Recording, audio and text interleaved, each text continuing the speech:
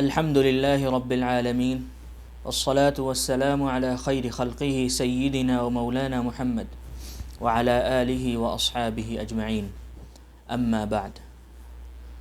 بعض روایات میں ذکر ہے کہ جب نبی کریم صلی اللہ علیہ وسلم کی عمر 2 سال ہو گئی تو حضرت حلیمہ آپ کو لے کر آپ کی والدہ حضرت آمنہ کے پاس آئیں، کیونکہ عام طور پر اس عمر میں بچے کو ماں کے پاس پہنچا دیا جاتا تھا، لیکن حضرت حلیمہ آپ علیہ الصلاۃ والسلام کے انوار و برکات اپنی آنکھوں سے دیکھ چکی تھی، اس لیے ان کی خواہش تھی کہ وہ آپ کو 1 یا 2 سال مزید اپنے پاس رکھیں۔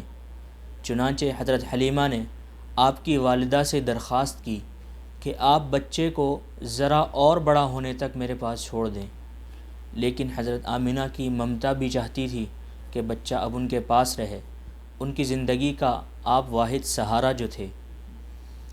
مگر اتفاق یہ ہوا کہ ان دنوں مکہ مکرمہ میں وبا بھی پھیل رہی تھی اور دوسری جانب حلیمہ کا اصرار بھی بڑھتا جا رہا تھا، تو مجبوراً حضرت آمنہ نے آپ کو لے جانے کی اجازت دے دی۔ چنانچہ حضرت حلیمہ آپ کو لے کر اپنے قبیلے میں آ گئیں اور آپ علیہ السلام پھر سے قبیلہ بنو سعد میں رہنے لگے۔ اسی دوران شق صدر کا واقعہ پیش آیا۔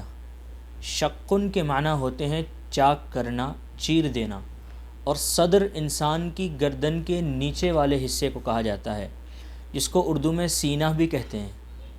ایک روز آپ علیہ الصلاۃ والسلام اپنے دودھ شریک بھائیوں کے ساتھ بکریاں چرانے جنگل گئے ہوئے تھے کہ اچانک آپ کا ایک بھائی، یعنی آپ کا ایک رضاعی بھائی، دودھ شریک بھائی دوڑتا ہوا آتا ہے، آ کر حضرت حلیمہ سے کہتا ہے کہ 2 سفید پوش لوگوں نے آ کر ہمارے قریشی بھائی کو پکڑ لیا ہے اور اس کو زمین پر لٹا کر اس کا سینہ چاک کر دیا ہے۔ یہ سن کر حضرت حلیمہ اور ان کے شوہر فوراً اس طرف دوڑے۔ وہاں پہنچ کر دیکھتے ہیں کہ آپ علیہ الصلاۃ والسلام ایک جگہ پر کھڑے ہیں اور آپ خوش و خرم ہیں، مسکرا رہے ہیں، البتہ آپ کے چہرے پر اس واقعے کا کچھ اثر ہے۔ بعض روایات میں یہ بھی ہے کہ آپ کے چہرے مبارک کا رنگ زرد ہو گیا تھا، لیکن یہ بات ذہن میں رکھنی چاہیے کہ یہ گھبراہٹ اور تھکن کسی تکلیف یا مشقت کی وجہ سے نہیں تھی، بلکہ فرشتوں کو دیکھنے کی وجہ سے آپ پر یہ کیفیت طاری ہوئی تھی۔ اس کے بعد حضرت حلیمہ فرماتی ہیں کہ ہم نے آپ سے اس واقعے کے بارے میں دریافت کیا۔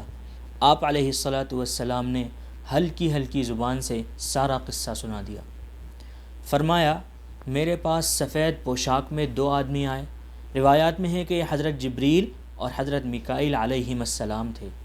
یہ دونوں حضرات میرے قریب آئے اور مجھے لٹا دیا۔ آپ علیہ الصلاۃ والسلام نے اپنے سینے کی طرف اشارہ کر کے کہا کہ یہاں سے یہاں تک چاک کیا، پھر گوشت کا ایک ٹکڑا یعنی دل کو نکالا اور اس کو چیر کر اس میں سے ایک سیاہ دانہ نکال کر باہر کر دیا۔ ان کے پاس برف تھا، اس سے دل کو دھویا، پھر اس کو اپنی جگہ پر رکھ دیا اور ٹھیک کر کے چلے گئے۔ آپ صلی اللہ علیہ وسلم فرماتے ہیں کہ مجھے تکلیف نہیں ہوئی بلکہ ٹھنڈک سی محسوس ہوئی اور اب تک محسوس ہو رہی ہے۔ علماء فرماتے ہیں کہ آپ کے قلب مبارک کو چاک کر کے جو سیاہ نقطہ نکالا گیا وہ در حقیقت گناہ اور معصیت کا مادہ تھا، اور چونکہ گناہوں کا مزاج گرم ہوتا ہے اس لیے قلب مطہر کو مزید پاک کرنے کے لیے ٹھنڈی چیز یعنی برف کا استعمال کیا گیا تاکہ حرارت عصیاں کا نام و نشان بھی باقی نہ رہے۔ یہ واقعہ سن کر حضرت حلیمہ آپ علیہ السلام کے بارے میں کافی فکر مند ہو گئیں۔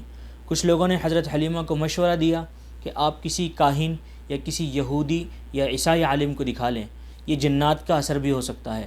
چنانچہ ایک یہودی عالم کے پاس لے گئیں تو اس نے آپ کو دیکھ کر شور مچانا شروع کر دیا کہ یہی بچہ ہے جو عرب میں انقلاب برپا کرے گا، اس وقت کے مذہبوں کو ختم کر دے گا، اپنے مذہب اس نے کہا کہ اپنا مذہب بچانا چاہتے ہو تو اس بچے کو قتل کر دو۔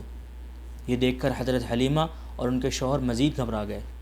اس واقعے کے بعد حضرت حلیمہ نے آپ علیہ الصلاۃ والسلام کو آپ کی والدہ حضرت آمنہ کے حوالے کر دیا۔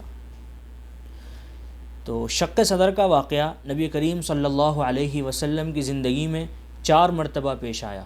پہلی مرتبہ بچپن میں پیش آیا جب آپ حلیمہ سعدیہ کی پرورش میں تھے، جس کا ذکر ابھی ہوا۔ دوسری مرتبہ 10 سال کی عمر میں پیش آیا، اور تیسری مرتبہ یہ واقعہ بعثت کے وقت پیش آیا، یعنی جب آپ صلی اللہ علیہ وسلم کو نبوت سے نوازا جانا تھا، اور چوتھی مرتبہ یہ معراج کے وقت پیش آیا۔ اس سلسلے میں ایک بات ذہن میں رکھنی چاہیے کہ شق صدر حضور صلی اللہ علیہ وسلم کے خاص الخاص معجزات میں سے ہے، اور اس کے بارے میں جو کچھ بیان کیا گیا ہے یہ تمام باتیں حقیقت پر محمول ہیں، یعنی حقیقی طور پر آپ کے سینے کو چاک کیا گیا، اس میں سے قلب کو نکال کر پاک کیا گیا وغیرہ وغیرہ، یہ سب چیزیں حقیقت میں پیش آئی ہیں، اور جس طرح یہ نقل کی گئی ہیں ان کو اسی طرح تسلیم کرنا واجب ہے۔ باقی یہ کہنا کہ یہ شرح صدر کے معنی میں ہے یا یہ معنوی طور پر ہوا ہے یا خواب میں ہوا ہے، یہ تمام باتیں جہالت اور گمراہی پر مبنی ہیں۔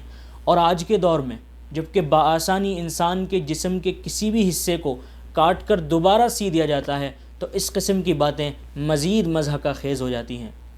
چنانچہ ہمیں اس قسم کے خیالات اور اوہام سے بچنا چاہیے، اور یہ یاد رکھنا چاہیے کہ اللہ رب العزت کی ذات ہر چیز پر قادر ہے۔ جب وہ انسان کو بغیر کسی نمونے کے پیدا کر سکتا ہے تو اس کا سینہ کھول کے دل نکالنا اور پھر واپس اسی جگہ رکھ دینا اللہ کے لیے کیا بعید ہے۔ اللہ تعالی ہمیں صحیح بات سننے اور اس پر عمل کرنے کی توفیق عطا فرمائے۔ اسی پر اپنی بات ختم کرتا ہوں۔ وآخر دعوانا ان الحمد للہ رب العالمین۔